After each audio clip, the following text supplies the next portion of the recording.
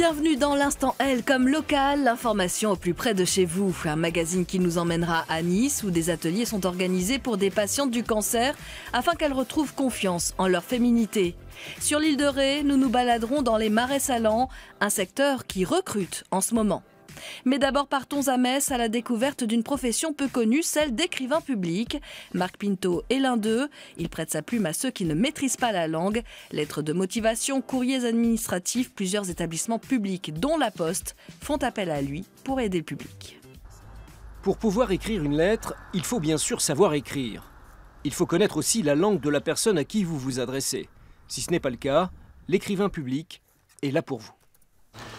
Said to your friend to sign in before to post the letter, okay? Alors là, j'ai réalisé pour monsieur une résiliation d'abonnement pour un opérateur.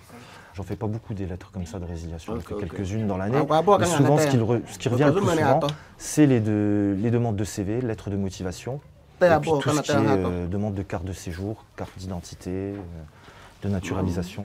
5 jours par semaine de 14h à 16h, Marc écrit pour ceux qui ne le peuvent pas. Ce public en situation de vulnérabilité est particulièrement important au bureau de Metz-Bellecroix. C'est pour cela que la Poste, le centre social du quartier et Metz Habitat font appel à ses services. Depuis septembre dernier, Marc est ainsi devenu le trait d'union entre le public et les administrations. Il y a une vraie utilité, d'ailleurs le nombre de demandes suffit à le prouver. J'ai commencé en septembre. Aujourd'hui, je suis à plus de 200 lettres et 150 candidats qui sont venus me voir avec un suivi. Donc des candidats qui sont revenus me voir pour d'autres courriers. Donc c'est que quelque part, il y a une vraie utilité dans ce travail. L'écrivain public au sein d'un bureau de poste est une première sur Metz. Même si l'expérience est pour l'instant fort appréciée, l'idée de la généraliser n'est pas à l'ordre du jour. Et décidément, la Poste se diversifie pour simplifier la vie de ses clients. Parmi les nouveaux services proposés par l'entreprise publique, des cours d'informatique à destination des seniors. Les personnes âgées apprennent notamment à se servir d'une tablette tactile. Moi, j'ai appuyé sur le dossier document. Je suis venu d'abord d'un document et je veux maintenant pouvoir travailler d'un document. Michel, Colette ou Daniel ont tous plus de 65 ans. En 5 séances de 2 heures, ils ont appris à utiliser une tablette numérique. Une fois que vous êtes en arrière, vous pouvez aller retaper sur les 3 petits traits là, et là vous avez pour avancer dans la tablette. Donc moi je trouve que c'est très simple. Il faut y aller souvent. Et puis il ne faut pas avoir peur non plus, comme il disait monsieur Jean-Marc. On ne va rien casser. Si ça ne va pas, on retourne en arrière, puis ça va aller, on va se débrouiller. L'informatique, un univers un peu obscur pour certains mais connu de tous. L'apprentissage dans ce groupe n'a pas été si compliqué. Gérer les dossiers, appuyer sur l'outil gérer les dossiers. Là, il y avait un groupe de personnes actives. Donc déjà au fait de l'informatique, du numérique, les 3/4 ont déjà un ordinateur à la maison. Ils ont tous un Android dans la poche. Donc voilà, le numérique ne les dérange pas beaucoup. Chaque formation se termine par la remise d'un diplôme. Il ne reste plus aux stagiaires qu'à pratiquer à la maison. Ah oui, ça y est, il est là. Direction à présent les marais salants de l'île de Ré. La culture du sel fait vivre de plus en plus de personnes dans la région. Le secteur a d'ailleurs besoin de bras et des opérations découvertes sont organisées pour tenter de recruter. Les gestes sont les mêmes depuis la nuit des temps. Un marais salant, un paludier, un simoussi, des images qui ont failli disparaître. Un métier moribond dans les années 70. Mais sous la pression et la volonté de quelques Guérandais, il y a 40 ans, l'activité renaît. De nouveaux sauniers s'installent.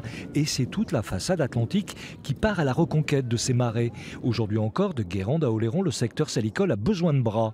Les candidats à l'installation avaient justement rendez-vous sur l'île de Ré avec des professionnels pour parler métier et aussi se renseigner sur la formation saunier-paludier proposée par la Chambre d'agriculture des Pays de la Loire. Depuis 2010 par exemple, on a un taux d'installation réussi, c'est ça qui est important, de plus de 85%. Donc ça pour nous c'est l'essentiel, c'est-à-dire que ce n'est pas une formation pour faire une formation, c'est une formation pour réussir des installations.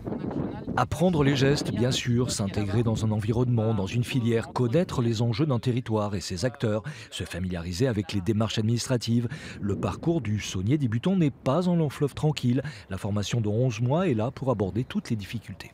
Sur les 300 sauniers guérandais, aujourd'hui, 200 ont suivi la formation. La moitié des 100 sauniers installés sur l'île de Ré l'ont suivi aussi. Alors oui, le secteur salicole a besoin de bras pour faire vivre la production des sels d'origine. Enfin, après un cancer, c'est une autre bataille qui s'engage pour les patientes, la reconquête de son corps et de sa féminité. À Nice, des ateliers bien-être gratuits sont organisés, diététique, santé, mais aussi mise en beauté, une journée pour reprendre confiance en la vie. Elles s'appellent Sylvie, Maryse ou Anne, viennent d'horizons divers et aujourd'hui, elles se font dorloter. Comment vous trouvez? Ah, c'est super, hein, ça change. Leur point commun, elles ont toutes vaincu la maladie. Le cancer fait beaucoup de mal à l'estime de soi, fait beaucoup de mal au corps et je pense qu'il est important de donner la possibilité aux femmes de se ressentir femmes. Et ces conseils portent sur tous les aspects du quotidien. Soigner son corps et son alimentation, éviter tabac, alcool et soleil et leur préférer le sport car 70% des cancers sont la conséquence de notre mode de vie et de nos comportements. Mais le combat le plus important se joue dans la tête.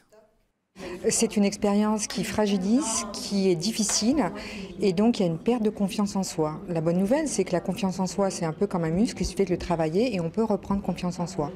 Et donc dans cette journée, on apprend justement, on donne des informations, on redynamise les gens pour qu'elles reprennent confiance et qu'elles avancent.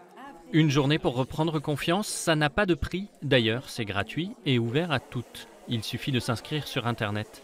La prochaine session à Nice est en octobre. Pour les hommes, il faudra patienter encore un peu. Le projet est à l'étude.